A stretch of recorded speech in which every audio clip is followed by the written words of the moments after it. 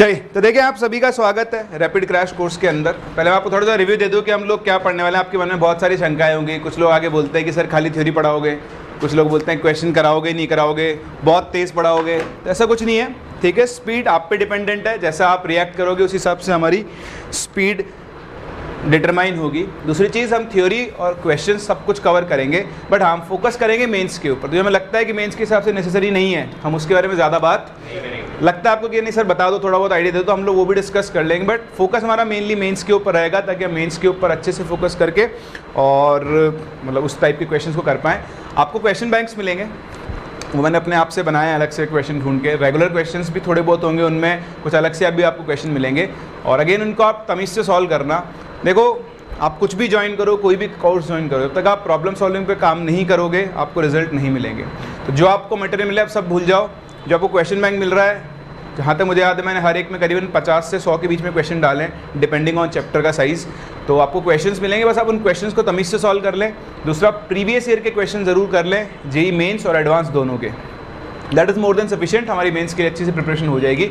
तो आप शुरू करते हैं सबसे पहले बेसिक चैप्टर के साथ, जिसका नाम है मोल कंसेप्ट। तो अभी तक तो आप मोल कंसेप्ट और रेडॉक्स को अलग अलग पढ़ते थे, लेकिन यहाँ पर मैं दोनों को एक साथ क्या करने वाला हूँ, कंबाइन करने वाला हूँ। तो मोल concept and redox reactions and equivalent concept. तो थोड़ा बहुत आप पहले देख ही चुके हो, और जो भी ज़रूरत की चीज़ें होंगी वो यहाँ पर हम देख लेंगे। तो अब दोनों चैप्टर्स को हम कंबाइन करके पढ़ने वाले हैं, ठीक है। चलिए, एटॉमिक मास हम सभी जानते हैं। जीरो से शुरू करूँ? बिल्कुल जीरो से, ठीक है। तो हम लोग एटॉमिक मास जानते हैं। एटॉमिक मास की जगह हम बेसिकली टर्म यूज़ करते हैं रिलेटिव एटॉमिक मास। कोई मुझे बता सकता है इसकी डेफिनेशन क्या होती है? C12 एटम के बेसिस पर डिफाइन करते हैं। कैसे डिफाइन करते हैं इसको? हम डिफाइन कर सकते हैं, एक्चुअली क्या होता है, एक नंबर होता है, it is a number which tells that how many times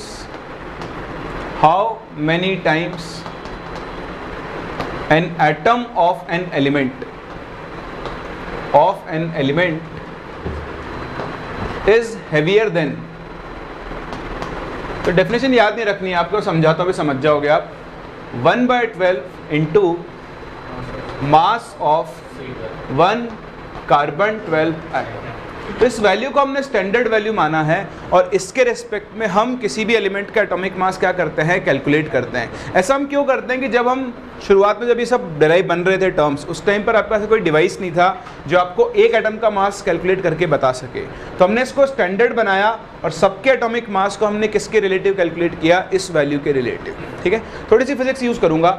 मान लो आपके पास एक ऑब्जेक्ट है ए, उसका मास है 50 kg, और आपके पास एक दूसरा ऑब्जेक्ट है बी, उसका मास है लेट्स से 100 kg।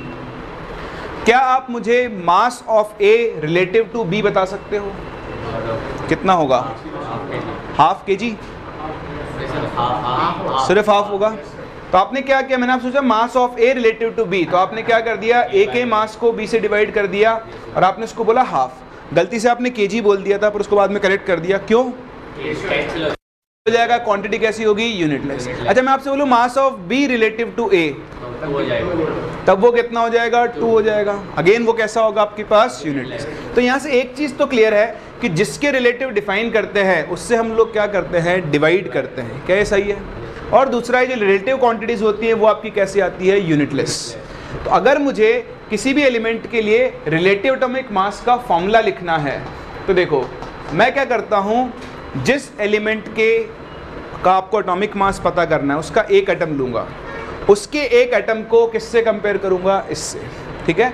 जैसे आपने यहाँ किया, ए का मास रिलेटिव टू बी निकालना था, तो ए को आपने बी से डिवाइड कर दिया।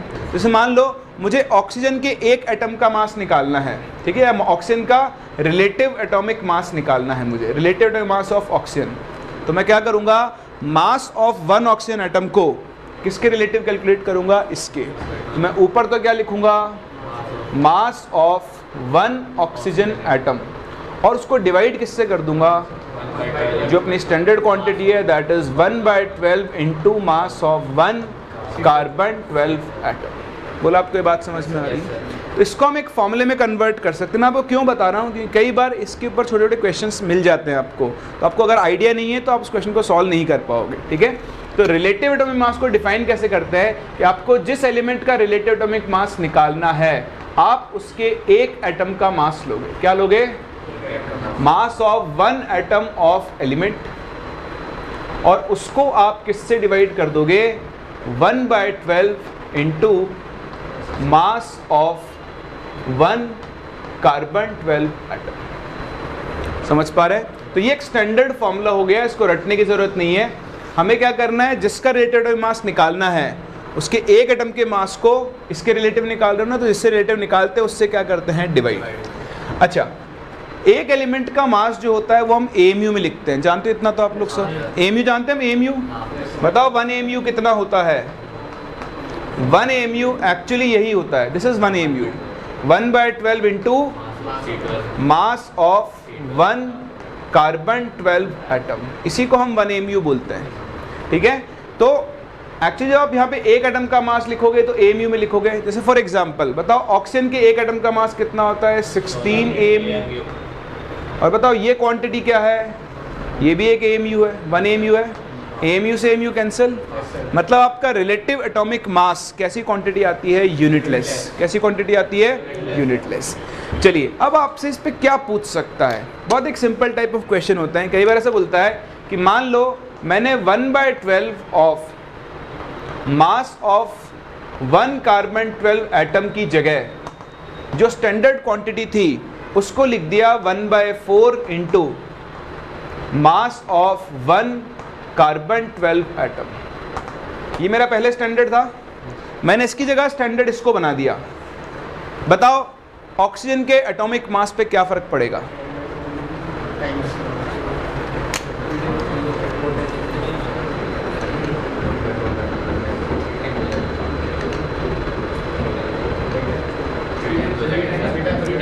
थ्री टाइम्स होगा, 1/3 टाइम्स होगा? 3 टाइम्स पक्का? और देख लो एक बार,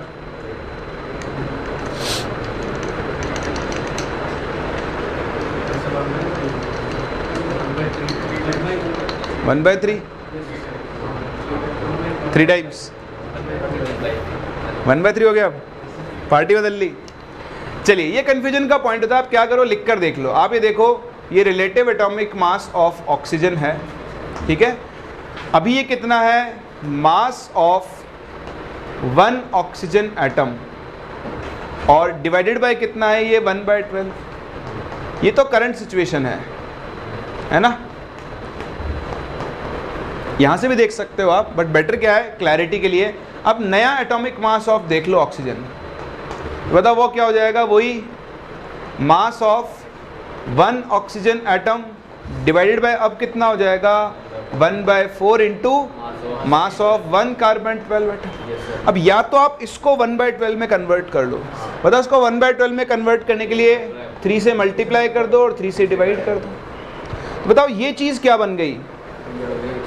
ये बन गया पुराना एटॉमिक मास, ओल्ड वाला। और ये कौन सा बन गया बताओ? नया वाला। बताओ नया वाला पुराने वाले का कितना होगा? 1/3 टाइम्स। समझ पा रहे हो? तो बहुत हल्का क्वेश्चन है, बहुत आसान क्वेश्चन है, लेकिन फिर भी गलती करवाने के लिए मोर देन सफिशिएंट होता है, ठीक है। तो इसलिए ये डेफिनेशन इंपॉर्टेंट है, इसको आप ध्यान रखें। इससे आपसे क्वेश्चन आ गया तो कई लोग इसके अंदर डायरेक्टली गलती कर सकते हैं। चलिए, उसके बाद चलते हैं अगले टर्म के ऊपर, जिसको हम बोलते हैं मोलर मास, ठीक है। तो बताओ मोलर मास क्या होता है? मोलर मास, मोलर मास क्या होता है? मास ऑफ 1 मोल सब्सटेंस, किसी भी चीज के 1 मोल का मास, लेकिन वो किस में होना चाहिए? ग्राम में। ये सबसे इंपॉर्टेंट चीज है। आप जब भी किसी चीज का मोलर मास लिख रहे हो तो वो हमेशा किस में होना चाहिए? ग्राम में। 1 मोल का मास ग्राम में, इसीलिए मोलर मास की यूनिट होती है ग्राम पर मोल। क्या होती है? अब मोलर मास निकालना बड़ा आसान है। तो मोलर मास निकालने से पहले कुछ चीज़ें आपको पता होनी चाहिए। जैसे 1 मोल, बताओ 1 मोल किसके इक्वल होता है? वही 6.023 इंटू 10⁻23, जिसे आप प्यार से क्या बुलाते हो? Na बोलते हैं। चलिए, अब अगर मुझे किसी चीज़ का मोलर मास निकालना है तो बड़ा आसान है। जैसे मान लो ये होल्डर है, इस एक होल्डर का मास है 10 ग्राम। कितना है? 10 ग्राम। मेरे पास एक चौक होल्डर है और इसका मास है 10 ग्राम। बताओ इस चौक होल्डर का मोलर मास कितना होगा? कैसे निकालोगे ये बता दो आप तो मुझे, आंसर मत बताओ, कैसे निकालोगे?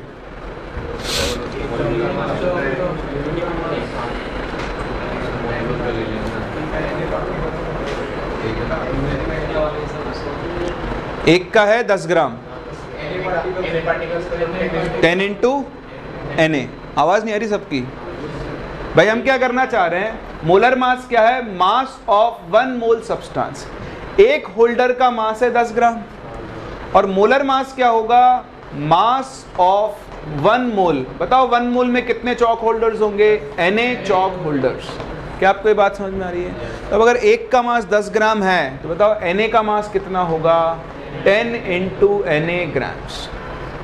बोलो समझ में आ रहा है? मेरा मास लेट से 74 kg है। बताओ मेरा मोलर मास क्या होगा?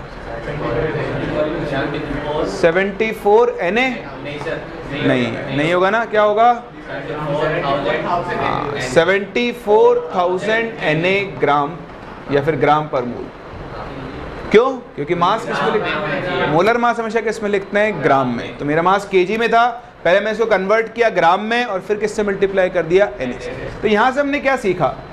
यहाँ से हमने सीखा कि जब भी मुझे इस दुनिया में किसी भी चीज़ का मोलर मास निकालना है तो मुझे उसकी एक यूनिट का मास निकालना चाहिए ग्राम्स में। क्या करना चाहिए?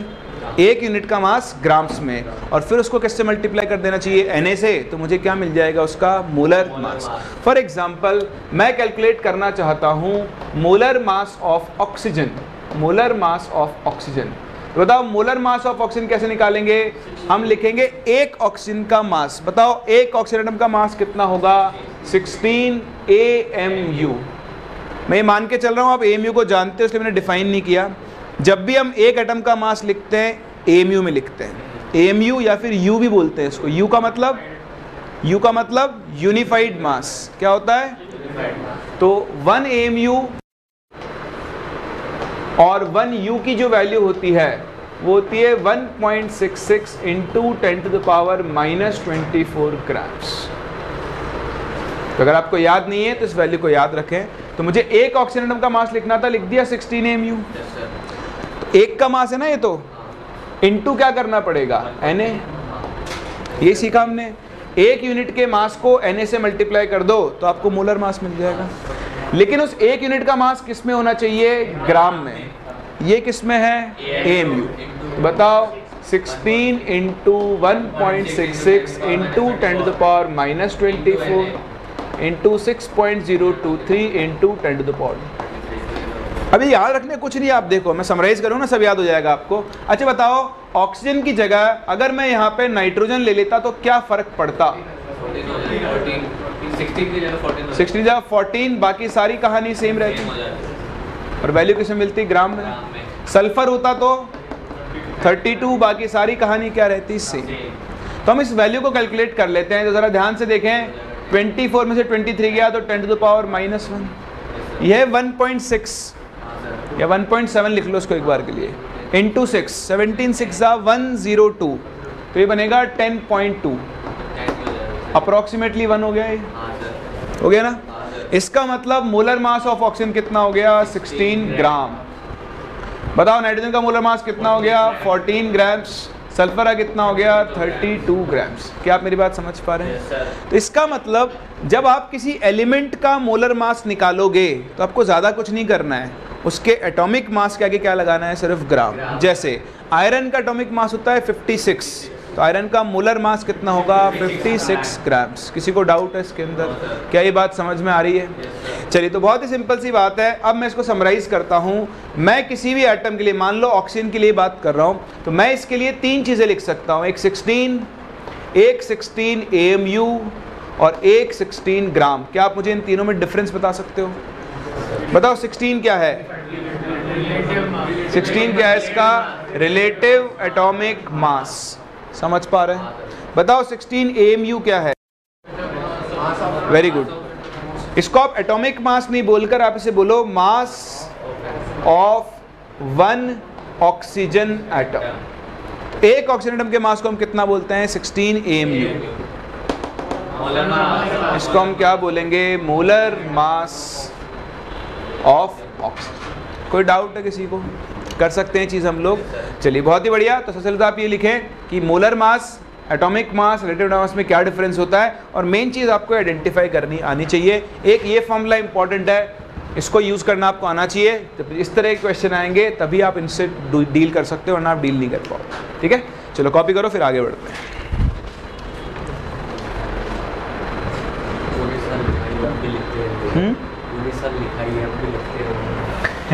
नहीं लिखना पड़ेगा, मतलब डेफिनेशन जो काम की नहीं वो छोड़ सकते हो, और इम्पॉर्टेंट चीज़ें ज़रूर लिखो। ये तो अभी चलो मोल है, बाकी चैप्टर्स में तो आपके बहुत काम की चीज़ आप लिखने वाले हो। एक मोल का मास है ना ग्राम में, तो अगर एक मोल का मास ग्राम में है तो उसकी यूनिट क्या हो जाएगी? ग्राम पर मोल। जैसे डेंसिटी होती है, डेंसिटी क्या होती है? मास, मतलब डेंसिटी को और बेसिकली डिफाइन करते हैं, कैसे डिफाइन करते हैं? एक यूनिट वॉल्यूम का मास। तो यूनिट वॉल्यूम का मास है तो मास पर वॉल्यूम मतलब ग्राम पर ml या ग्राम पर लीटर या फिर ग्राम पर मिलीलीटर, आप उसकी यूनिट बोलते हो, तो उसी तरह से डिफाइंड होती है। चलिए दूसरा टर्म मॉलिक्यूलर मास, वो आप सभी जानते हो, मेरे को डिटेल में बताने की कुछ भी ज़रूरत नहीं है इसके अंदर। ठीक है, बस हल्का सा आइडिया ले लेते हैं। तो एक मॉलिक्यूल में जितने एटम्स प्रेजेंट हैं, सबके एटॉमिक मासेस का आप सम कर दो तो आपको क्या मिल जाएगा? उसका मॉलिक्यूलर मास। तो मैं फिर से एक एग्जांपल ले लेता हूँ, जैसे SO3। तो SO3 के लिए हम 3 वैल्यूज लिख सकते हैं, 80 U और 80 ग्राम्स। बताओ 80 क्या है इसका? Relative molecular mass. 80 U, very good, mass of one molecule. और 80 ग्राम फिर से क्या हो गया इसका? Molar mass. सही है। अच्छा, कई बार क्या होता है, ये तो है आपको कंपाउंड की शक्ल पता है, कई बार वो कंपाउंड की या एलिमेंट की शक्ल पता नहीं होती है और उसके मोलर मास को आपको यूज़ करना होता है, बट वो मैं भी आगे यूज़ करवा रहा हूँ थोड़ी देर के बाद, अभी यूज़ नहीं करवाता हूँ, है ना, क्योंकि फिर मज़ा नहीं आएगा उस क्वेश्चन को करने का। चलो आगे चलते हैं, सीखते हैं मोल्स के बारे में, मोल कंसेप्ट। तो मोल कंसेप्ट बहुत सिंपल है। बताओ वन मोल क्या होता है? What is one mole? One mole की एक टेक्निकल डेफिनेशन होती है, अगर आप लोगों को पता हो। ये तो आप सभी को पता है कि वन मोल क्या होता है? 6.023 इंटू 10⁻23 पार्टिकल्स या यूनिट्स। ये तो सब जानते हैं। चलो मैं आपको बताता हूँ, बहुत रेयर है कि आपसे पूछ ले, बट स्टिल कहीं ना कहीं यहाँ पे काम में आ सकता है। वन मोल क्या होता है? One mole is the quantity of a substance, quantity of a substance which contains as many particles as present in 12 gram of carbon 12 atom। ये इसकी बेसिक डेफिनेशन होती है कि जितना, actually 12 gram of carbon atom का मतलब कितना हो गया? 1 मोल कार्बन हो गया। तो इसको डिफाइन ऐसे किया गया है कि वो क्वांटिटी ऑफ सब्सटेंस, उसमें उतने ही एटम्स प्रेजेंट होते हैं जितने 12 ग्राम ऑफ किस में प्रेजेंट होते हैं? कार्बन 12 में प्रेजेंट होते हैं। क्या आपको ये बात समझ में आ रही है? ठीक है ना।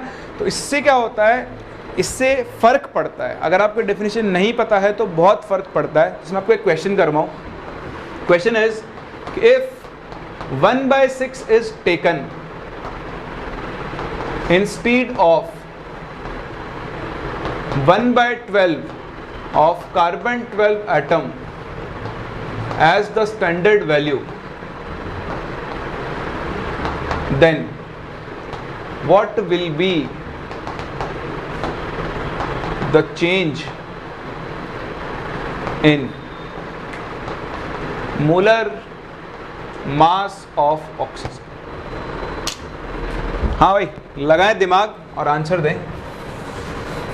ऐसा क्वेश्चन आपने थोड़ी देर पहले भी किया था। चलिए आंसर है नो चेंज। ये क्या हो गया? यहाँ तो हाफ और डबल हो रहा था, नो चेंज कैसे आ गया? अगर मैं आपसे पूछता ना एटॉमिक मास या मॉलिक्यूलर मास, तो आपका आंसर सही होता। तो आपका आंसर बिल्कुल सही होता ये भाई क्या होता, वो अभी किया था ना 1/3 वाला, 1/3 हो गया था, है ना, पर वो एटॉमिक मास था। ये कौन सा मास है? मोलर मास है। बताओ मोलर मास क्या होता है? मोलर मास ये क्या होता है? मास ऑफ 1 मोल सब्सटेंस, यानी mass of 1 atom of oxygen into Na। सही है। चलिए, तो इतना तो आप समझ चुके हो, क्योंकि हमने थोड़ी देर पहले देखा था कि हमने लिखा था relative atomic mass of oxygen, वो था mass of 1 oxygen atom divided by 1/12। अब वो 1/12 की जगह 1/6, जिसको 1/12 में बदलने के लिए हमको इसको 2 × 1/12 लिखना पड़ेगा, तो ये पुराना एटॉमिक मास हो जाएगा। तो ये बिल्कुल सही है कि ऑक्सीजन का नया एटॉमिक मास पुराने का आधा हो चुका होगा। अब बात आती है इसकी, बताओ Na क्या होता है? Na 1 मोल के बराबर है, और 1 मोल किसके बराबर है? 1 mole is equal to 12 gram of carbon 12 है। समझ में आ रहा है? अब बताओ, जब आप कार्बन 12 के लिए मतलब जब वैल्यू 1/6 ले रहे हो, तो कार्बन का मोलर मास क्या हो चुका होगा? आधा। तो अब 12 ग्राम में उसके कितने मोल हो चुके होंगे? नहीं समझे मेरी बात? वापस सुनो। आपने बोला था कि 1 मोल क्या होता है? Quantity of substance which contains as many particles as present in 12 gram of carbon 12। जैसे ही आपने इसको 1/6 किया, देखो ऑक्सीजन का मास आधा हो गया, कार्बन का भी तो आधा होगा। बताओ अब ऑक्सीजन कार्बन का एटॉमिक मास कितना हो चुका होगा? 6। बताओ 12 ग्राम में से कितने मोल्स आएंगे? 2 आएंगे। तो यहाँ पर मोल्स Na की जगह वो कितना बन चुका होगा? 2Na। समझ पा रहे हो मैं जो बोलना चाह रहा हूँ? अगर आपको ये नहीं पता है तो उसको टच भी नहीं कर सकते। समझ रहे हो? AIEEE 2004 ये क्वेश्चन पूछा गया था, तो आज 15 इसलिए वापस रिपीट हो सकता है और फिर से इसमें कई लोग गलती करेंगे। एटॉमिक मास चेंज होगा लेकिन मोलर मास चेंज, क्योंकि जितना डिक्रीज एटॉमिक मास में होगा उसी के प्रोपोर्शन में डिक्रीज किस में हो जाएगा? मोल्स में, और इसका मोलर मास फिर से क्या रहने वाला है? सेम रहने वाला है। तो इनका आप ज़रूर ध्यान रखें। ऐसे क्वेश्चंस छोटे छोटे हैं लेकिन ये आपसे पूछे जा सकते हैं। कोई डाउट किसी को? समझ में आ गया? हाँ ना तो बोल दो। चलिए बहुत ही बढ़िया। तो फिर चलते हैं आगे, वापस से आते हैं मोल कंसेप्ट पे। आप लोगों ने मोल्स कैलकुलेट करने के 3 बेसिक फॉर्म्स सीखे हैं। एक मास से, एक नंबर ऑफ पार्टिकल्स से, और एक volume of gas at STP से। सीखा है आप लोगों ने? बताओ किसी की सब्सटेंस के मास से उसके मोल्स निकालने के लिए क्या करते हैं? उसको डिवाइड करते हैं उसके मोलर मास, है ना। वो फॉर्मूला भूल जाओ, मास अपॉन मोलर मास। ऐसे नहीं, मास दिया है ना, मास से मोल्स निकालना है तो उसको डिवाइड कर दो मोलर मास से। और बताओ मोल से मास निकालना है तो मल्टीप्लाई कर दो मोलर मास। सिमिलरली अगर आपको किसी के नंबर ऑफ पार्टिकल से उसके मोल्स निकालने हैं तो कर दो डिवाइड बाय Na, और मोल से नंबर ऑफ पार्टिकल्स निकालने हैं तो इनटू Na। सिमिलरली यहाँ अगर आपको volume of gas at STP से मोल्स निकालने हैं तो डिवाइड बाय 22.7। अगर STP बोल दिया तो क्या करोगे? Divide by 22.7। लेकिन अगर उसने STP जगह बोला volume at 1 ATM and 273 kelvin, तब आप क्या यूज़ करोगे? 22.3। डिफरेंस पता है सब लोगों को? STP क्या होता है? 1 बार और 273। वैसे है ना, STP होता है 1 बार प्रेशर और कोई भी एक फिक्स टेम्परेचर, कोई भी। मोल कंसेप्ट में उस टेम्परेचर को हम कितना लेकर चलते हैं? 273। वहीं आयनिक इलेक्ट्रोथर्मो में उस टेम्परेचर को हम 25 डिग्री लेकर चलेंगे। तो STP का टेम्परेचर फिक्स नहीं होता, भी एक फिक्स टेम्परेचर होना चाहिए। फिक्स क्या होता है? प्रेशर। प्रेशर कितना होना चाहिए? 1 बार। तो जब 1 बार यूज़ करोगे तब वैल्यू आती है 22.7। जब 1 ATM यूज़ करोगे तो वैल्यू कितनी आएगी? 22.4। किसी को डाउट है? अगर आपको मोल से वॉल्यूम निकालना है तो आप इनटू क्या कर दोगे? 22.7, है ना। ये लीटर्स में है वैल्यू, तो इसका आप ज़रूर ध्यान रखें। तो ये बेसिक फॉर्म है, आपको सबको आपस में रिलेट करना आना चाहिए। फॉर एग्जाम्पल मैं एक छोटा सा क्वेश्चन आपसे बोलूँ, क्वेश्चन है कि calculate the volume occupied by 4.6 gram N2O4 gas at 1 atm and 273 kelvin. बताओ।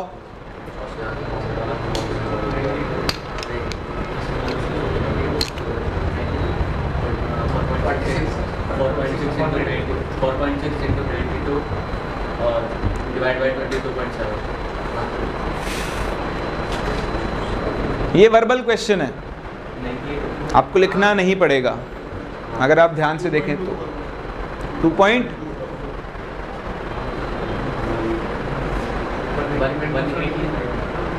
और सोचो।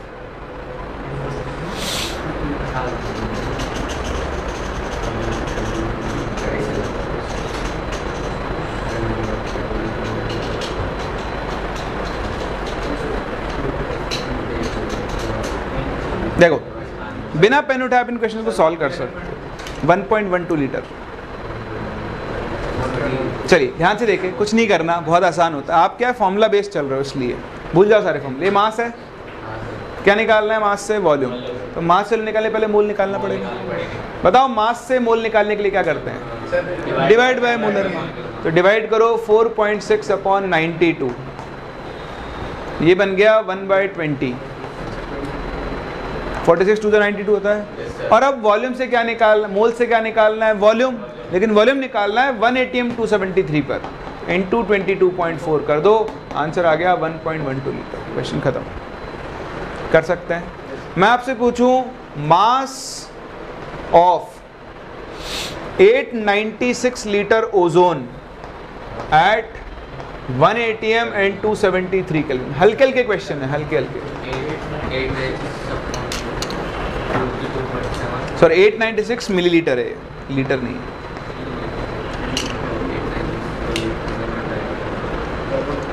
सॉल्व करें, देखें नहीं तो आप लिखोगे नहीं। जिन लोग को नहीं आ रहा है उनकी बात कर रहा हूँ, धीरे धीरे आ जाएगा सब। Mass of 896 millilitre ozone O3 at 1 atm and 273 kelvin.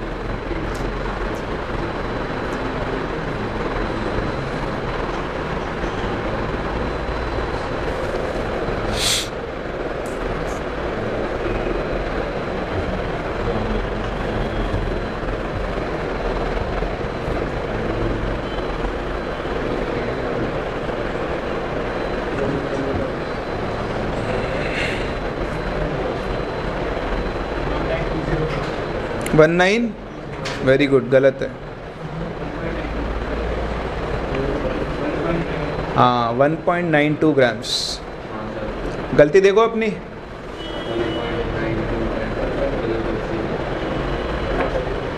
One 1.92। देखो आपको चीज़ें आती है, आप गलतियां करते हो, उन गलतियों के ऊपर फोकस करें। आज कर ली, उसको दोबारा मत करना। अपनी गलतियों को ना हाईलाइट करो। हम जनरली गलतियों को छुपाते हैं।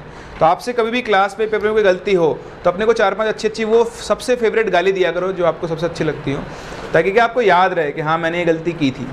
आप अपनी गलती हाईलाइट करोगे तो अगली बार नहीं करोगे। आपने गलती की है, ये मिलीलीटर में है, आपने इसको 22.4 से डिवाइड कर दिया, वो तो लीटर में होता है। तो ये दिख रहा है आपको कि वॉल्यूम से मास तक पहुंचना है, पहले मोल्स निकालने पड़ेंगे। सो 896 डिवाइडेड बाय वॉल्यूम कितना? 22,400। मैंने वॉल्यूम को लीटर से कैसे बदला है? मिलीलीटर, क्योंकि ये भी मिलीलीटर में है तो ये भी मिलीलीटर में। आगे moles, moles into molar mass, क्या मिल जाएगा? मास। क्वेश्चन खत्म। कर सकते हैं? कोई डाउट है किसी को? चलिए यहाँ आते हैं, इसके ऊपर स्पेसिफिक फोकस करते हैं, क्योंकि यहाँ कई बार आप गलतियाँ करते हैं, इसलिए मैं इसके ऊपर फोकस कर रहा हूँ। नंबर ऑफ पार्टिकल्स यहाँ से डायरेक्ट नहीं कैलकुलेट करने के लिए हम एक अलग तरीके से कैलकुलेट करना सीखेंगे। ये जो मैं आपको तरीका सिखा रहा हूँ, ये सिर्फ इन्हीं क्वेश्चंस को सॉल्व नहीं करेगा, आपके और भी कई जगह पर काम में आने वाला है। ठीक है, तो वो मैं आपको बताता हूँ। जैसे मैं आपको एग्जाम्पल दूँ, एक क्वेश्चन पहले देखता हूँ आप कर सकते हो नहीं। जैसे मैं आपसे पूछूँ कि बताओ mass of carbon in, let's say, नहीं कार्बन नहीं, ऑक्सीजन ले लेते हैं, इन 19.6 ग्राम H2SO4, आप मुझे बताओ कितना आएगा? 19.6 ग्राम में ऑक्सीजन का मास कितना होगा? 19.6 ग्राम H2SO4 में ट्राई करो। चलिए, तो दो आंसर्स आए। 12.8 ग्राम बिल्कुल सही है, लेकिन देखिए टाइम लगा। मैं जब आपको मेथड सिखाऊंगा ना उससे इसमें बिल्कुल भी टाइम लगेगा, आप वर्बली सॉल्व कर दिया करोगे।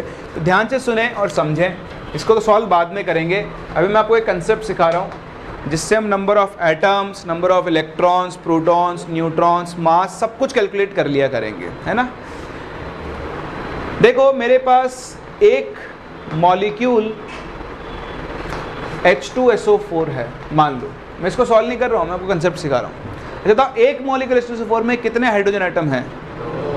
तो मैं यहाँ पे साइन यूज कर रहा हूँ ये वाला, ये इक्वल का साइन नहीं है, ऐसा बोल रहा है एक मॉलिक्यूल H2SO4 में कितने हाइड्रोजन एटम होते हैं? 2 हाइड्रोजन एटम होते हैं। बताओ कितने सल्फर होते हैं? 1 सल्फर एटम होता है। और कितने ऑक्सीजन होते हैं? 4 ऑक्सीजन एटम होते हैं। क्या आपको ये दिखाई दे रहा है? अब अगर मैं एक मॉलिक्यूल की जगह Na मॉलिक्यूल्स ले लूँ, कितने ले लूँ? तो बताओ Na मॉलिक्यूल्स ऑफ H2SO4 में कितने हाइड्रोजन एटम्स होंगे? एक साथ आवाज आनी चाहिए तभी समझ। 2Na हाइड्रोजन एटम्स होंगे। किसी को डाउट है? सल्फर कितना होगा? Na। और ये कितना होगा? 4Na oxygen atoms. सही है। बताओ क्या मैं Na मॉलिक्यूल्स ऑफ H2SO4 को 1 मोल H2SO4 बोल सकता हूँ? बोलो हाँ, बोल सकता हूँ ना। बताओ 2Na को कितना बोल सकता हूँ? 2 मोल हाइड्रोजन एटम्स। बताओ Na को क्या बोल सकता हूँ? 1 मोल। और 4 मोल ऑक्सीजन। क्या सही है? अब आप फर्स्ट और थर्ड लाइन को कंपेयर करो। तो यहाँ से एक स्टेटमेंट बनता है, लिखवा नहीं रहा हूँ, समझो आप खुद अपने आप से। एक मॉलिक्यूल में जितने एटम्स होंगे, एक मॉलिक्यूल में जितने एटम्स होंगे उसके मोल में उतने ही उन एटम्स के क्या होंगे? मोल्स होंगे। अगर एक मॉलिक्यूल H2SO4 में 2 हाइड्रोजन है तो 1 मोल H2SO4 में 2 मोल हाइड्रोजन होगा। अगर एक मॉलिक्यूल H2SO4 में 4 ऑक्सीजन एटम है तो 1 मोल H2SO4 में 4 मोल ऑक्सीजन एटम्स होंगे। क्या आपको ये बात समझ में आ रही है? अगर आपको समझ में आ गया तो एक क्वेश्चन अब आप सॉल्व कर सकते हो। बताओ 19.6 ग्राम H2SO4, इसके मोलर मास से डिवाइड करो 98, ये कितना बन जाएगा? 0.2 मोल H2SO4। क्या सही है? बताओ 1 मोल H2SO4 में कितना ऑक्सीजन होगा? तो बताओ 0.2 मोल में कितना होगा? 0.2 इंटू 4 मोल ऑक्सीजन होगा ना। तो देखो 0.8 मोल ऑक्सीजन। बताओ मोल से मास निकालने के लिए क्या करते हैं? Into molar mass. क्या करते हैं? Into molar mass. बताओ ऑक्सीजन का मोलर मास 16, यहाँ पर एक O है। O2 होता तो कितना लिखता? 32। तो देखो 0.8 इंटू 16, आंसर कितना आ गया? 12.8 ग्राम्स। क्या आप समझ पा रहे हैं? तो काम की चीज़ क्या है? एक मॉलिक्यूल में जितने एटम्स होंगे उसके 1 मोल में उतने ही क्या होंगे? उन एटम्स के मोल्स भी होंगे। डाउट है? आप अपनी लैंग्वेज में लिख लो, लिखना चाहो तो शुद्ध हिंदी में व्हाट्सएप वाले लैंग्वेज लिख लो। एक मॉलिक्यूल में जितने एटम होंगे उसके 1 मोल में उतने ही उन एटम्स के क्या होंगे? मोल्स भी होंगे। तो इससे क्या होता है? हमारी कैलकुलेशन थोड़ी छोटी हो जाती है और कन्फ्यूजन के पॉइंट्स थोड़े से कम हो जाते हैं। तो ये एक स्टैंडर्ड क्वेश्चन है जो बस मैं चाहूँगा कि आप एक बार सॉल्व करके देख लो। मैं आपसे पूछना चाहता हूँ number of atoms of each type in 34.2 gram sugar. आपको अपना आंसर Na के टर्म्स में देना है। किसके टर्म्स में देना है? शुगर का फॉर्मूला पता है सबको? बताओ।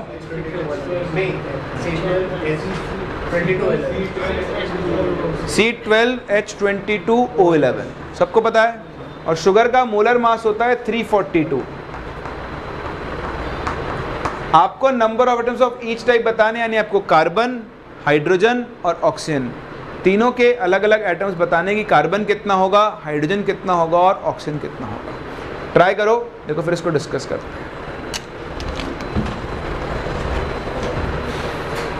क्या है आंसर? सबका आ गया? देखो आप इसी कंसेप्ट को यूज़ करो, बड़ी आसानी से सॉल्व कर पाओगे। देखो इसका मास है 34.2 ग्राम, ठीक है। जिनका आंसर नहीं है ध्यान से देखना। 342 मोलर मास से डिवाइड कर दिया, आपके पास 0.1 मोल शुगर है, C12H22O11। अब हम इस कंसेप्ट को यूज़ कर सकते हैं। बताओ एक मॉलिक्यूल शुगर में या एक मोल शुगर में 12 मोल कार्बन होगा, 22 मोल हाइड्रोजन होगा और 11 मोल, तो बताओ 0.1 मोल में कितना होगा? जितना नंबर है उससे मल्टीप्लाई करते जाओ। तो इसमें 1.2 मोल क्या होगा? कार्बन। 2.2 मोल क्या होगा? हाइड्रोजन। और बताओ 1.1 मोल क्या होगा? ऑक्सीजन। मोल का मतलब Na। तो बताओ इसमें कितने कार्बन हो गए? 1.2 Na। इसमें कितने हो गए? 2.2 Na। और इसमें कितने हो गए? आसान था। चलिए एक और क्वेश्चन छोटा सा। Calculate the mass of H3PO4 which contains, अब मैं उल्टा कर रहा हूं, let's say 1.6 Na oxygen atoms. तो आपको H3PO4 का वो मास बताना है जिसमें 1.6 Na ऑक्सीजन एटम्स होते हैं।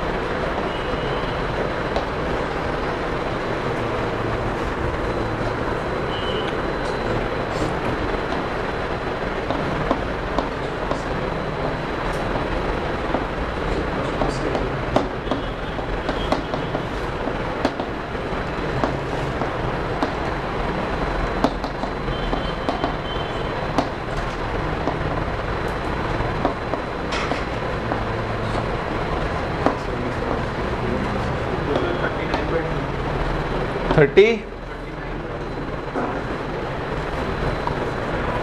39 पॉइंट, हाँ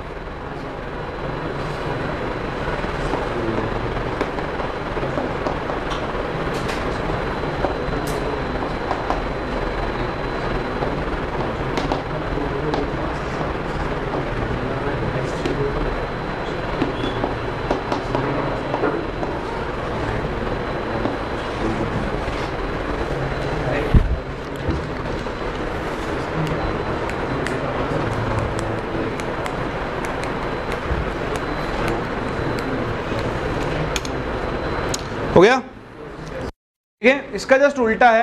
अगर आप नॉर्मल मेथड से करोगे तो टाइम लगेगा, लेकिन यहाँ देखो, बताओ क्या मैं 1.6 Na को 1.6 मोल ऑक्सीजन एटम्स बोल सकता हूँ? बोलो, इसमें किसी को डाउट है?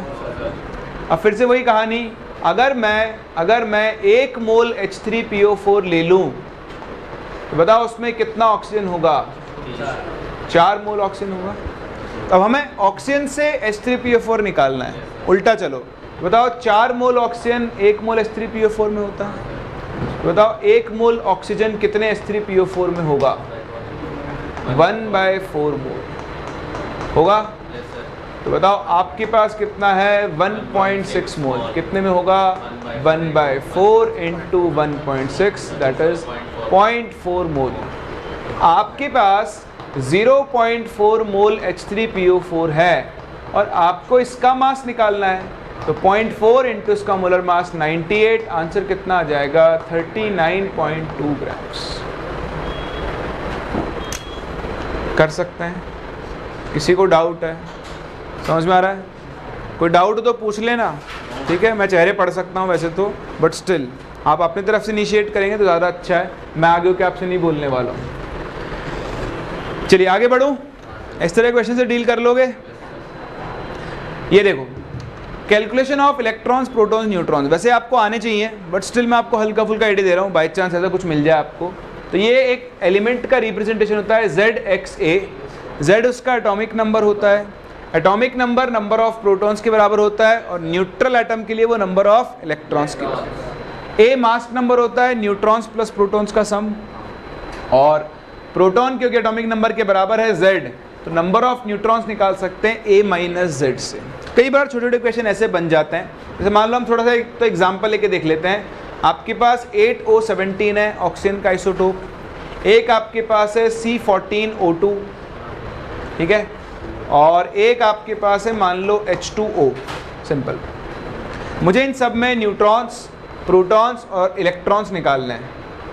तो क्या करते हैं, प्रोटॉन, इलेक्ट्रॉन्स और न्यूट्रॉन्स, और एक PO4 3- और ले लेते हैं, या NH4+ ले लो, ऐसे ही कैलकुलेशन के हिसाब से। बताओ प्रोटॉन्स कितने? 8। जल्दी।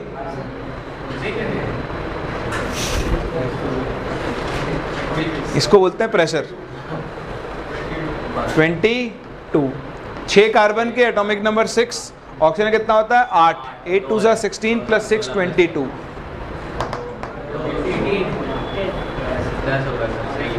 10 हो गया ना। प्रोटॉन क्या होगा? एटॉमिक नंबर इसका 1 है तो 2 प्लस इसका 8 होता है तो 8 + 2 10। सही है। 11। 7 + 4 11। कोई डाउट? हाँ भाई, इलेक्ट्रॉन्स 8। 7 - 8 क्या कर रहे हो? वो तो न्यूट्रॉन होते हैं। इलेक्ट्रॉन न्यूट्रल है ना, जितने प्रोटॉन्स उतने। ये न्यूट्रल है, ये न्यूट्रल है, ये न्यूट्रल है, प्लस चार्ज है ना, तो एक इलेक्ट्रॉन चला गया होगा तो 10। हाँ भाई, न्यूट्रॉन्स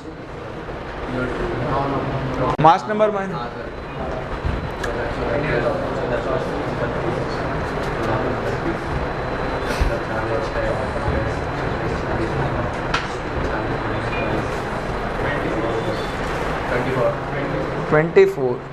बड़ा बहुत लंबा चलेगा। 14 - 6 8 है ना। और ऑक्सीजन कुछ नहीं दिया तो 8 और 16 मान के चलेंगे। 16 - 8 8। 8 3 ज़ा 24। न्यूट्रॉन्स समझ में आ गए?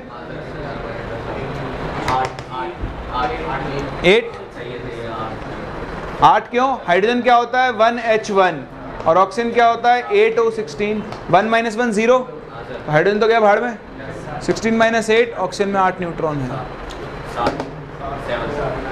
चार्ज आने से प्रोटॉन और न्यूट्रॉन पे कोई फर्क किस पे पड़ता है? सिर्फ इलेक्ट्रॉन्स पे। कर सकते हैं? तो चलिए, अगर आप ये कर सकते हैं तो फिर एक छोटा सा क्वेश्चन और सॉल्व करें। छोटा सा ही है, एक ही क्वेश्चन करते हैं बस, पर सोचना पड़ेगा आपको। You have to calculate mass of CO3 - which contains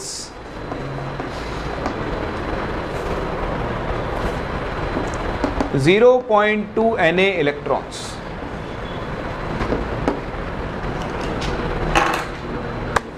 या 0.3 Na कर लो। चलो, आपको इसका वो मास बताना है कार्बोनेट आयन का जिसके अंदर 0.3 Na इलेक्ट्रॉन्स हैं। छोटे छोटे क्वेश्चंस हैं जो कभी कभी पूछ लिए जाते हैं, बस इसीलिए हम इनको कवर कर रहे हैं। इसको कॉपी करो, फिर इसके बाद मूव करते हैं अगले टॉपिक पर जिसका नाम है एवरेज मोलर मास। वो इंपॉर्टेंट है, वो आपके आगे तक चैप्टर्स के अंदर यूज में आता है।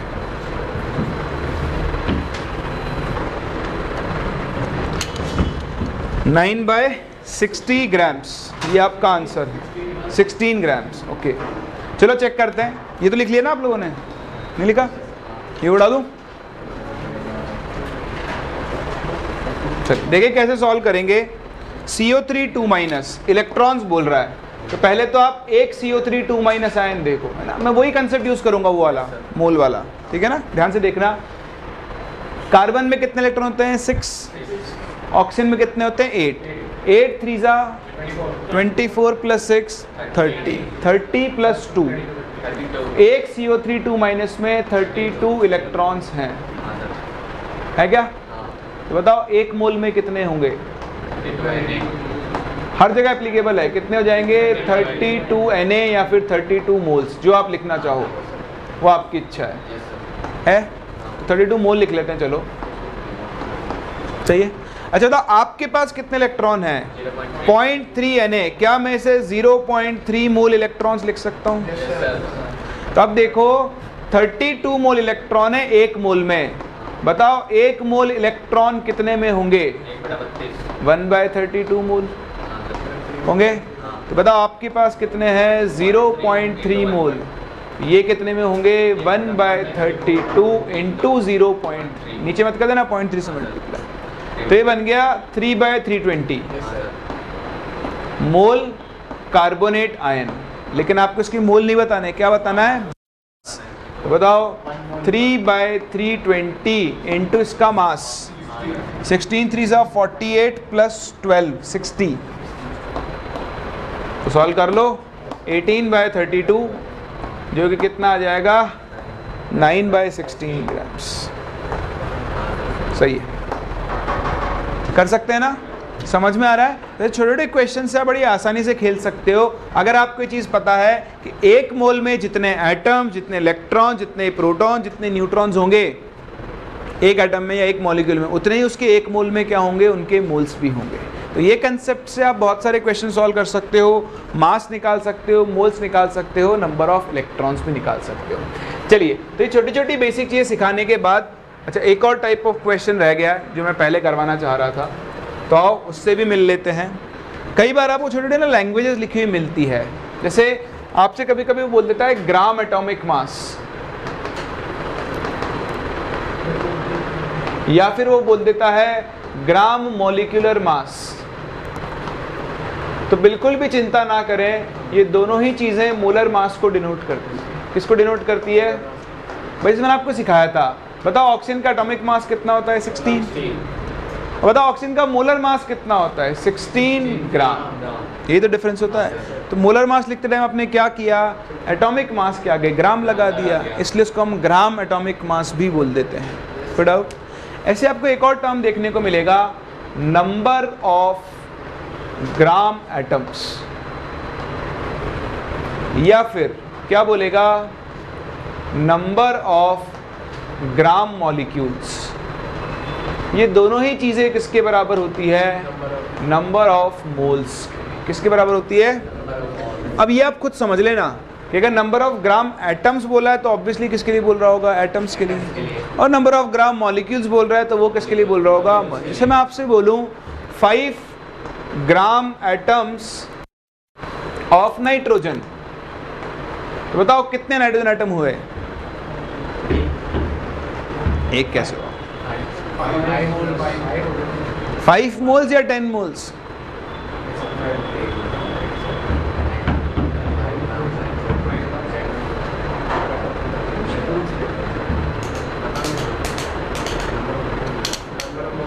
Confusion?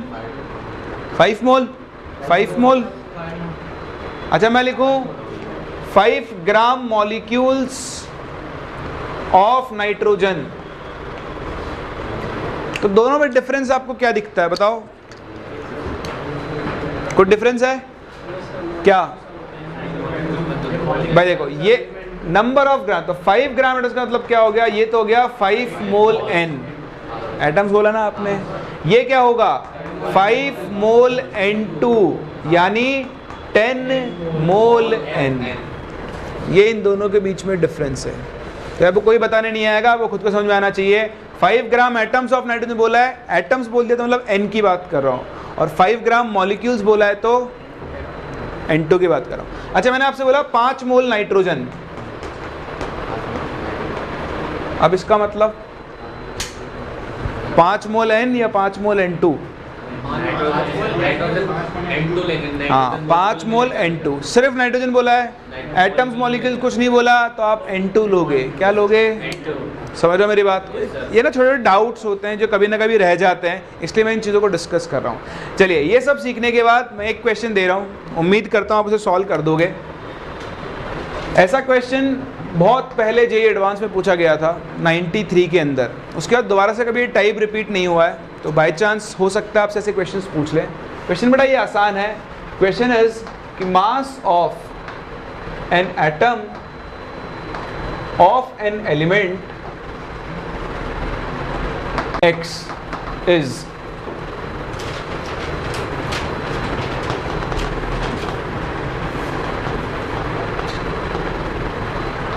3.33 into 10 to the power minus 24 grams। ठीक है, calculate the number of gram atoms of X in 20 kg of it। Question आपके सामने, लैंग्वेज आपके सामने, ट्राई करें। आपने कर दिया मतलब आपको पिछला सारा सब कुछ समझ में आ चुका है, नहीं किया तो कोई बात नहीं, आपके लिए टाइप है, ध्यान रखना, बट ये इंपॉर्टेंट है, सॉल्व करो। कितना answer? 166 into 10 to the power 2, 20, 10, 2, 20, 10,000। Answer would be 10 to the power 4।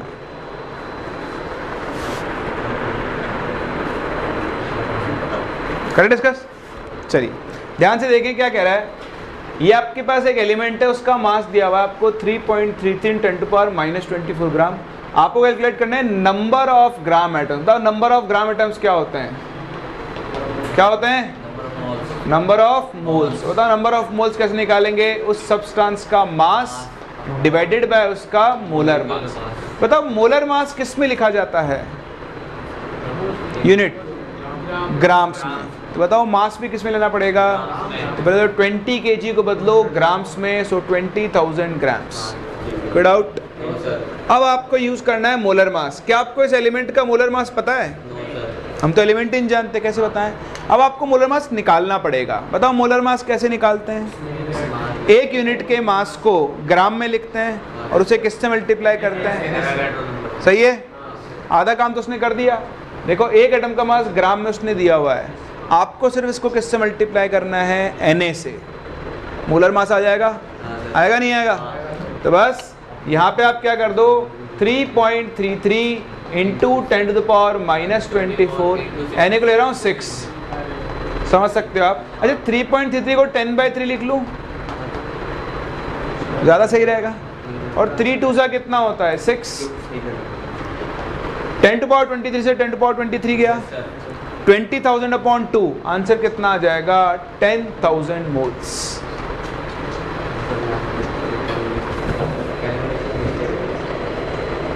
अच्छा ये किया था आपने, चलो बढ़िया। तो इस चीज़ का आप ध्यान रखें, ये इंपॉर्टेंट है, ये पूछा जा सकता है आपसे। मोल कंसेप्ट से अगर क्वेश्चन आया तो इस तरह क्वेश्चन भी पूछ सकता है, ठीक है ना। चलिए अब बढ़ते हैं आगे और सीखते हैं एवरेज। ये उड़ा दो ना,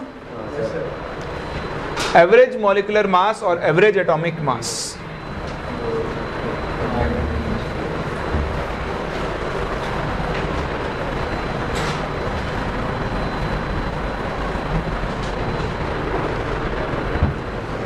चलिए तो देखें अगला टर्म,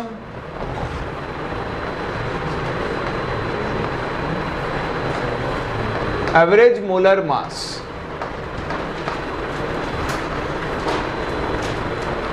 ये आप किसी भी एक होमोजीनियस मिक्सचर पे लगा सकते हो, applicable for a homogeneous mixture.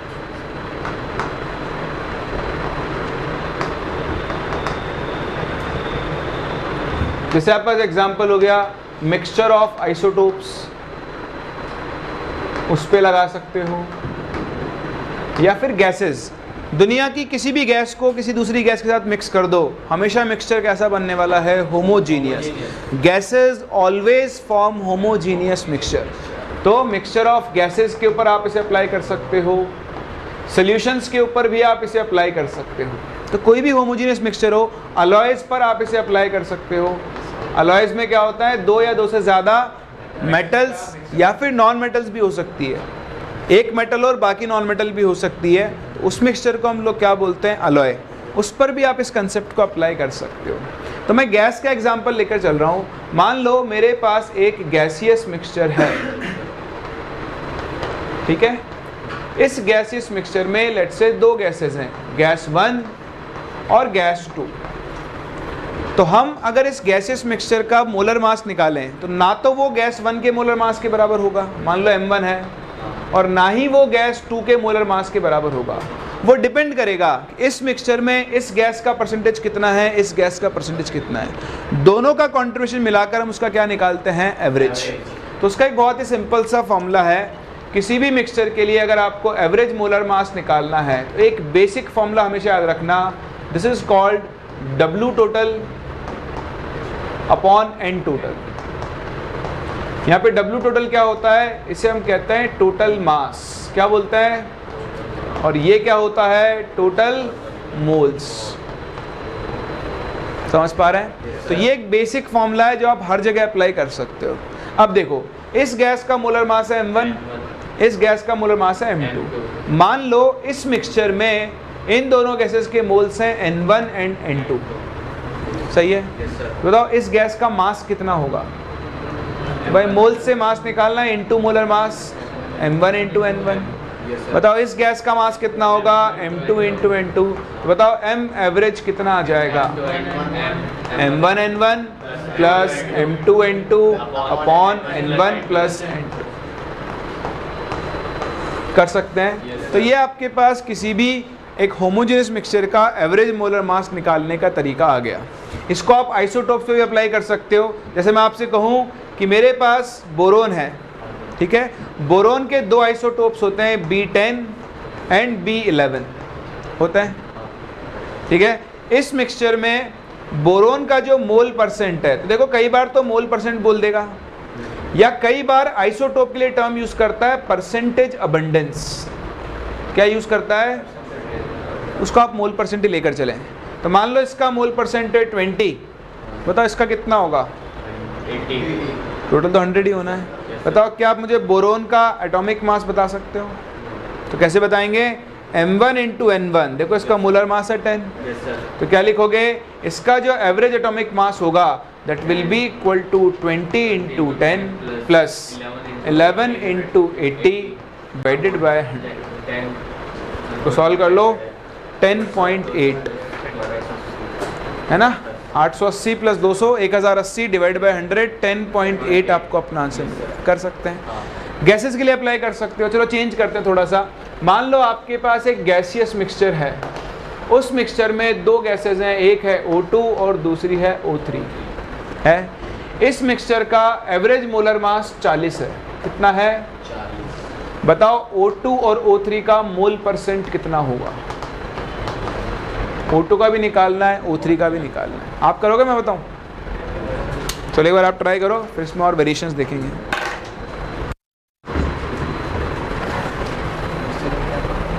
One is two. चलो देखो, इसको लिखना, लिख लेना। देखें बड़ा सिंपल है। इस बार आपको इसका एवरेज मोलर मास दिया है और मोल परसेंट निकालना, तो एक का मास मान लो x, तो इसका कितना हो जाएगा? 100। टोटल तो 100 ही होने वाला है। लगा दो formula, average molar mass will be equal to m1 n1 32x plus m2 n2 48 into 100 minus x upon n1 plus n2 की वैल्यू 100। यहाँ से सॉल्व कर लो, x आ जाएगा 25, मतलब ये होगा 25% और ये कितना होगा? 75%। सही है? इसमें दिखता है, देखो ये 40 आया ना, ये होता है 32 और ये होता है 48। जिसके ज़्यादा क्लोज होगा, है ना, जिसके एक सेकेंड ये तो 1:2 बनाना चाहिए। फिर ये 50 आ रहा है क्या x? क्या ये 50 आ रहा है क्या? कैलकुलेशन मिस्टेक हुई है, 25 तो 1:1 आएगा। सही है, हाँ 1:1 आएगा। कैलकुलेशन मिस्टेक हुई है कहीं ना कहीं आपसे। देखो 4000 is equal to 32x plus 4800 minus 48x, ये बचा -16, इधर भेज दो तो 16x इज इक्वल टू 800, या x की वैल्यू 50 आ रही है। 25 कैसे आ गया आपका? ये 50% आएगा। अच्छा, मुझे क्यों क्लिक किया ऐसा? देखो अगर ये 25% होता तो मोलर मास 32 की तरफ जाता, ये 75% होता है ना, तो मोलर मास मतलब जो ज़्यादा है मोलर मास उसकी तरफ शिफ्ट हो जाएगा। अभी आप देखो मोलर मास एग्जैक्ट बीच में आ रहा है, 32 प्लस 48/2 40 होता है। इसका मतलब ये तो पक्का है कि दोनों का 1:1 का रेशियो होना चाहिए। अदरवाइज जिसका रेशियो ज़्यादा होगा एवरेज मोलर मास उसकी तरफ शिफ्ट हो जाएगा। अगर मान लो ये 1:3 होता तो मोलर मास 48 की तरफ जाता, 44, 45, 46 ऐसा कुछ होता। समझ पा रहा हो मेरी बात को? तो ये ध्यान रखना, इस तरह के छोटे छोटे क्वेश्चंस आपसे यहाँ पर पूछे जा सकते हैं। कई बार वो आपको मोलर मास नहीं देकर वेपर डेंसिटी दे देगा। क्या दे देगा? क्या आप वेपर डेंसिटी जानते हैं? क्या होती है vapour density? Vapour density anyone?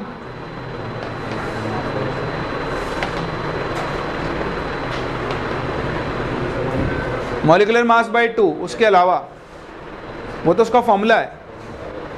अगर आपको वेपर डेंसिटी की बेसिक डेफिनेशन नहीं पता तो आपका गेम हो सकता है एग्जाम में,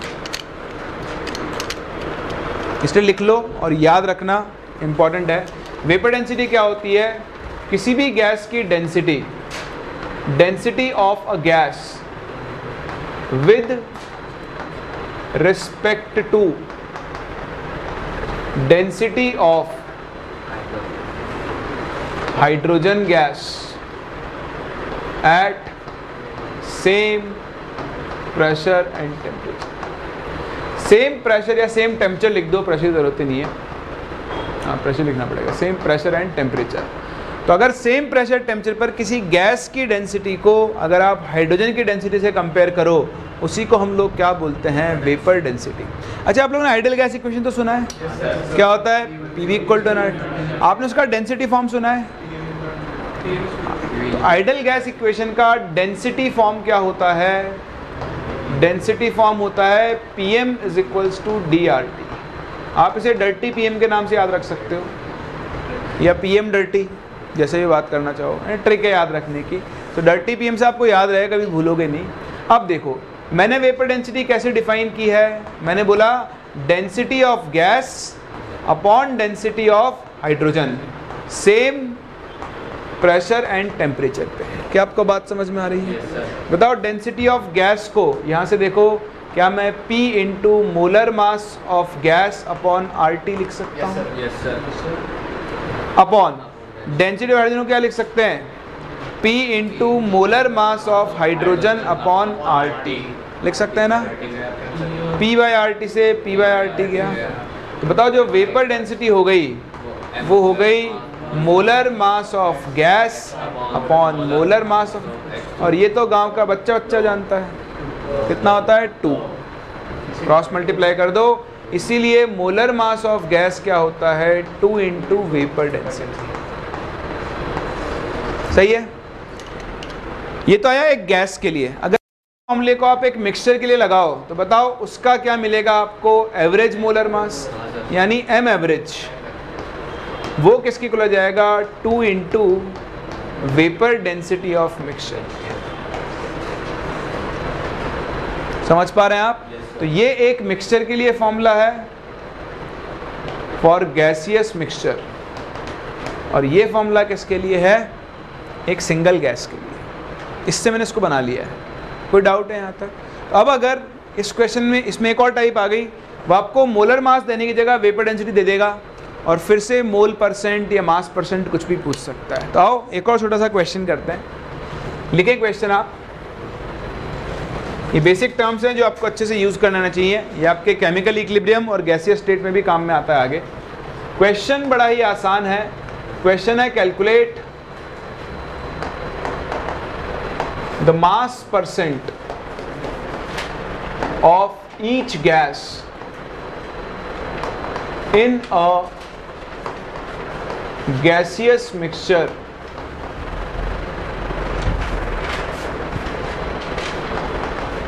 containing N2 and O2 and having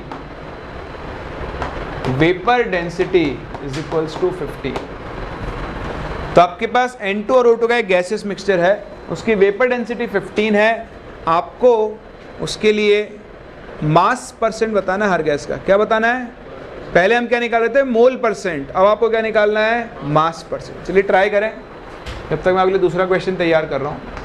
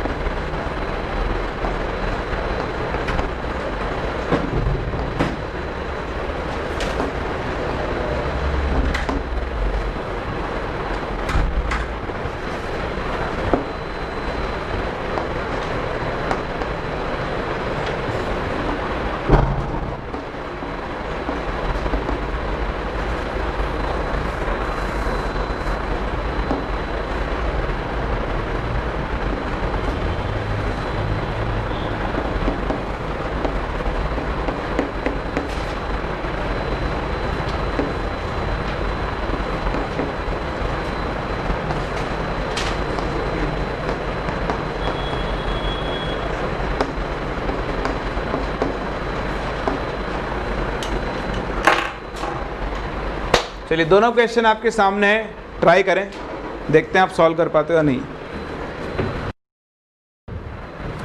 चलिए देखिए, बहुत ही सिंपल क्वेश्चन है, बस मैंने थोड़ा सा लैंग्वेज को ट्विस्ट कर दिया है और उसमें कई लोगों के आंसर सही आए, कई लोगों के नहीं आए।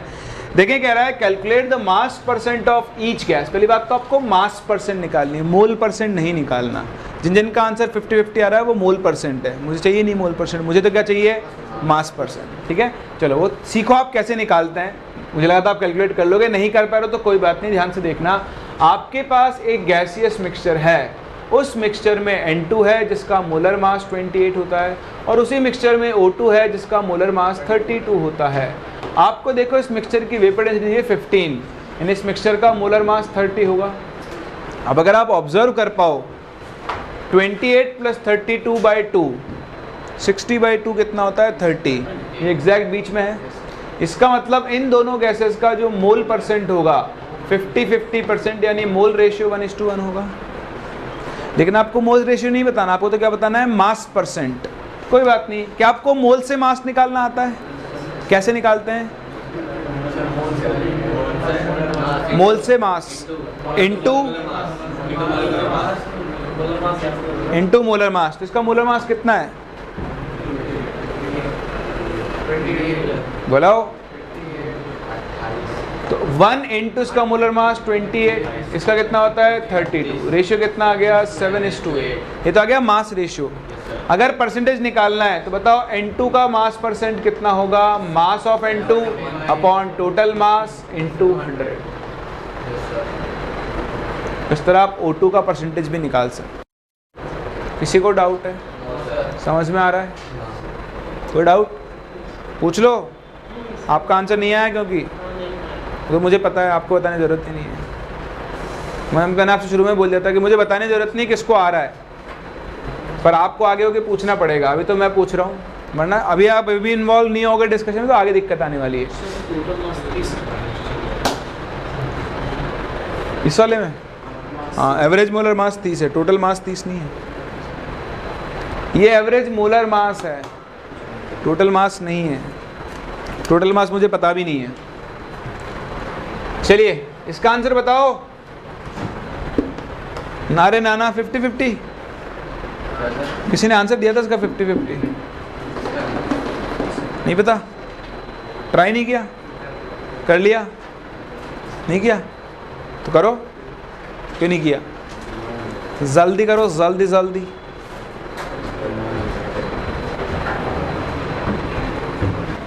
कैसे किया 50-50? हाँ बताओ। एक मिक्सचर है CO2 का और O2 का, एक मान लिया अलग है, और कह रहा है कि एक हाइड्रोजन का मिक्सचर है, मतलब कि दोनों हाइड्रोजन के एटम। हाइड्रोजन का मिक्सचर नहीं है, सिर्फ हाइड्रोजन एटम है। हाँ, और हाइड्रोजन एटम उसकी जो डेंसिटी है वो 19 टाइम्स है इसकी है। तो density of mixture is 19 times of density of hydrogen atoms. तो ये इसका तो हो जाएगा, इसका तो हो जाएगा दोनों का सम, मतलब सॉरी 19 × 32 मास हो जाएगा। तो इसका जो मिक्सचर है ना 19 × 32, 19 × 2 मास m/2 हो जाएगा। तो ये मिक्सचर है तो दोनों का सम हो जाएगा, तो m मान लिया मैंने /2 = 19 × डेंसिटी ऑफ हाइड्रोजन। जो डेंसिटी ऑफ हाइड्रोजन बनाएगी, एक सेकंड क्या बोला आपने? डेंसिटी ऑफ हाइड्रोजन बनाएगी। डेंसिटी ऑफ हाइड्रोजन 1 कैसे आएगी? कौन बोला? Molecular mass upon 2। ऐसे थोड़ी होता है। 2 वेपर डेंसिटी 19 आ गई है।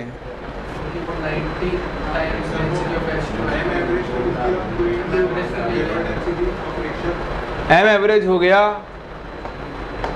2 × वेपर डेंसिटी, और वेपर डेंसिटी कितनी है 19, तो 9 × कितना आ गया 38। अब देखो मिक्सचर किस किस का है, CO2 और O2 का, और इसका मोलर मास आ रहा है 38। बोलो दिखाई दे रहा है? सही है।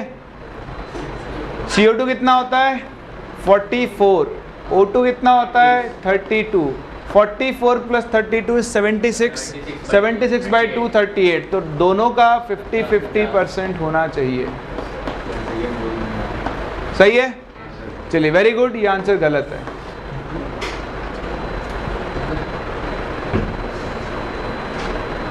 ये क्या हो गया?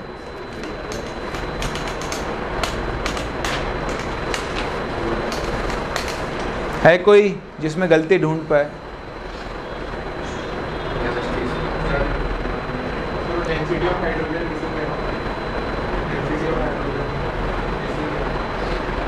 दी नहीं दी यहाँ पे? बताओ, मिसिंग है तो लाओ। चलिए समझें आपने क्या गलती की है, ये तो हो गया ना अपना। चलिए मैं आपको समझाता हूँ गलती क्या की है। क्वेश्चन लैंग्वेज को बड़े ध्यान से पढ़ें।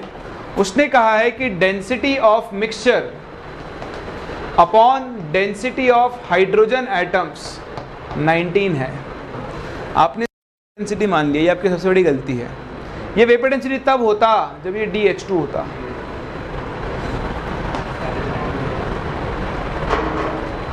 ये नयन, ये चक्षु, दोनों को खोल के देखो, यहाँ हाइड्रोजन एटम्स लिखा हुआ है, हाइड्रोजन नहीं लिखा हुआ। हाइड्रोजन लिखा होता तो उसकी वेपर डेंसिटी 19 होती और आपका ये आंसर बिल्कुल सही होता, लेकिन उसने यहाँ पर सिर्फ हाइड्रोजन एटम्स लिखे हैं। तो बताओ PM = क्या होता है? DR। तो D मिक्सचर की आप लिखोगे P × M mixture upon RT। बताओ डेंसिटी ऑफ हाइड्रोजन की क्या लिखोगे? Pressure into molar mass of hydrogen atoms upon RT। ये वैल्यू 19। बेसिक डेफिनेशन, फॉर्मूले सबको याद होते हैं, बेसिक डेफिनेशन में बहुत कम लोग फोकस करते हैं। P/RT से P/RT गया, तो बताओ molar mass of mixture upon molar mass of hydrogen हो गया 19, और ये तो गांव का, तो ये 1 होता है। बताओ मोलर मास ऑफ मिक्सचर कितना हो गया? 19, और यहीं आते ही क्वेश्चन गलत हो गया। डेटा चेंज कर लें थोड़ा सा, भावना में बह गया मैं, क्योंकि ना CO2 है 44 और ये है 32, तो मोलर मास कभी भी इन दोनों से नीचे या ऊपर नहीं आ सकता। तो मेरी डेटा की गलती है, बट आप कंसेप्ट को समझ लें। तो इसको आप चेंज करके एक काम करो, कितना ले लें? 36 ले लेते हैं, चलो ठीक है। डेटा आप चेंज कर लो, सॉरी गलती हो गई मुझसे। तो ये 36, ये 36, ये 36। तो कंसेप्ट पे फोकस करें आप, तो आपको मोलर मास ऑफ मिक्सचर मिल गया 36। अब आप सॉल्व कर लो। भाई मेरे पास एक गैसियस मिक्सचर है जिसमें O2 है, सॉरी O2 है और CO2 है। इसका मोलर मास 32, इसका 36 दिख रहा है, बताओ, सॉरी 44। देखो इसके पास में आ रहा है ना, इसका परसेंटेज ज़्यादा आना चाहिए, तो इसको मान लो x, इसको मान लो 100 - x। अब लगाओ m average will be equal to 32 × x plus 44 × 100 - x अपॉन 100। क्या आप x के लिए सॉल्व कर सकते हो? सॉल्व कर लोगे तो आपको क्या मिल जाएगा? परसेंटेज मिल जाएगा। सही है? कोई डाउट है किसी को? चलिए, तो इस तरह से हम इन क्वेश्चन से डील कर सकते हैं। तो आज हम यहीं तक कंप्लीट करते हैं। मैंने आपको आज बेसिक सिखा दिए मोल के, एटम्स, मॉलिक्यूल्स निकालना, नंबर ऑफ एटम्स निकालना, atomic mass, molar mass, relative atomic mass, ये सब मोल निकालना हमने सीख लिया। और एक ये एवरेज मास का, एवरेज मोलर मास का कंसेप्ट हमने सीखा है। आप जो क्रैश कोर्स आप पढ़ रहे हो, इसमें आप पहले से थोड़ा बहुत पढ़ के आएँ हर सब्जेक्ट के अंदर। उससे क्या होगा, आपको चीज़ें, क्योंकि क्या आपने बहुत पहले पढ़ा था तो कई चीज़ें याद ही नहीं होगी, रिकॉल नहीं करती है। लेकिन आप एक बार न्यूज़पेपर की तरह नोट्स पढ़ के आ जाना, बस जो भी आपके पास अवेलेबल हैं। उससे क्या होगा, आपको आइडिया रहेगा। जब क्लास में चीज़ आएगी ना, आपको लगेगा नया है अपने लिए कुछ भी। ठीक है, क्वेश्चंस आपके साथ साथ चल ही रहे, तो उनके ऊपर अब आप घर जाके दोबारा से एक बार इन क्वेश्चंस को ट्राई करें, देखें आपसे हो रहे हैं नहीं हो रहे हैं। नेक्स्ट क्लास आपको फिर शीट बैंक, क्वेश्चन बैंक मिल जाएगा, उसको आप सॉल्व करना। ठीक है, तो उससे आपको और आइडिया लग जाएगा। तो हम लोग मिलते हैं नेक्स्ट क्लास। नेक्स्ट क्लास में आपको बता दूं, मैं स्टोइकियोमेट्री पढ़ाऊंगा। अब हम स्टोइकियोमेट्री से शुरू करेंगे। स्टोइकियोमेट्री मतलब एक मोल से कितना मोल बना रिएक्टेंट प्रोडक्ट का। फिर हम बात करेंगे लिमिटिंग रिएजेंट की, उसके कुछ इंपॉर्टेंट कंसेप्ट्स को कवर करेंगे। फिर हम सीखेंगे कंसंट्रेशन टर्म्स। क्या सीखेंगे? तो हम मोल का वो पार्ट कवर कर रहे हैं जो आपके आगे चैप्टर्स में बहुत काम में आता है, वो आपको बहुत अच्छे से आना चाहिए। ठीक है, चलिए तो मिलते हैं नेक्स्ट क्लास और यहाँ से आगे बढ़ते हैं।